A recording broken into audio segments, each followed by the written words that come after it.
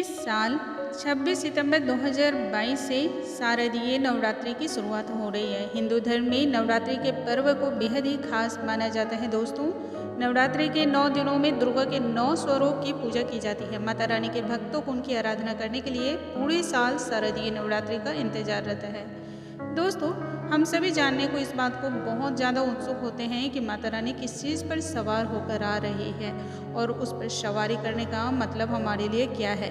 बहुत बार ऐसा होता है कि बीते साल में आपने भी इस बात को नोटिस किया होगा, या तो बहुत बड़ा भूकंप आया था, या कई बार ऐसा हुआ है कि प्राकृतिक विपदा अलग अलग तरीके से आई। जैसे आपने देखा कि कोरोना काल में हम सभी कितना परेशान रहे हैं। तो ऐसी बहुत सारी चीज़ें हैं जिस पे हमारा कोई भी कंट्रोल नहीं होता है। ये सारी चीज़ें कहीं ना कहीं हमें पहले से ही संकेत में मिल जाती हैं।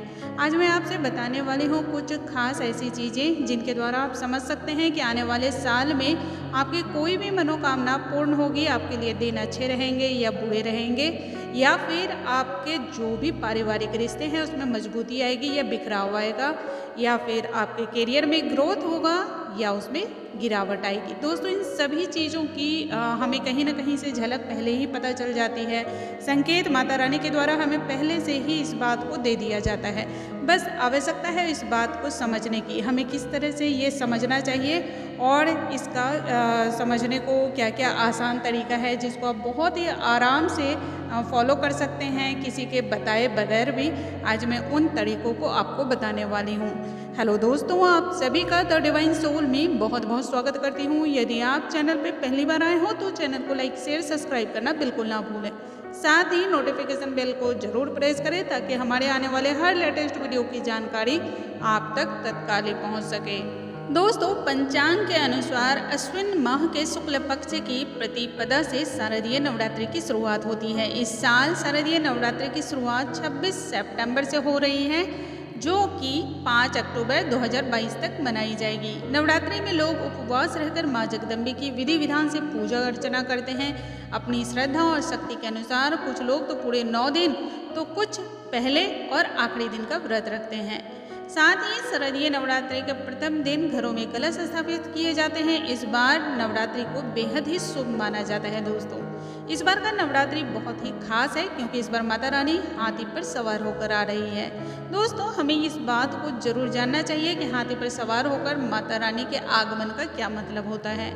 इस साल शारदीय नवरात्रि बहुत ही खास है। दोस्तों, हम सभी के लिए बहुत बड़ा खुशी बनने वाला है क्योंकि इस बार नवरात्रि की शुरुआत सोमवार के दिन से हो रही है।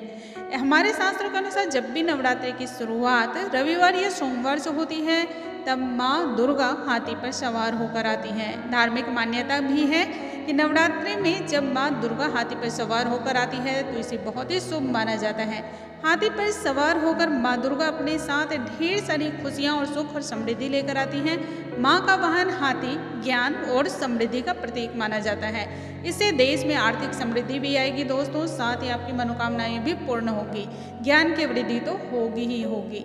इस बार शारदीय नवरात्रि जो है वो बुधवार को समापन होगा, यानी कि 5 अक्टूबर को बुधवार हो रहा है, और बुधवार और शुक्रवार को माता रानी के प्रस्थान की सवारी हाथी ही होती है।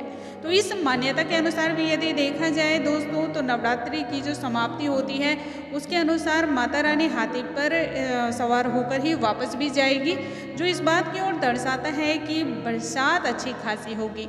यानी आने वाले सालों में, आने वाले समय में किसी भी तरह का कोई प्राकृतिक आपदा इस तरह का भयंकर नहीं होने वाला है दोस्तों, और आप सभी की ज़िंदगी में ढेर सारी खुशियाँ आने वाली हैं।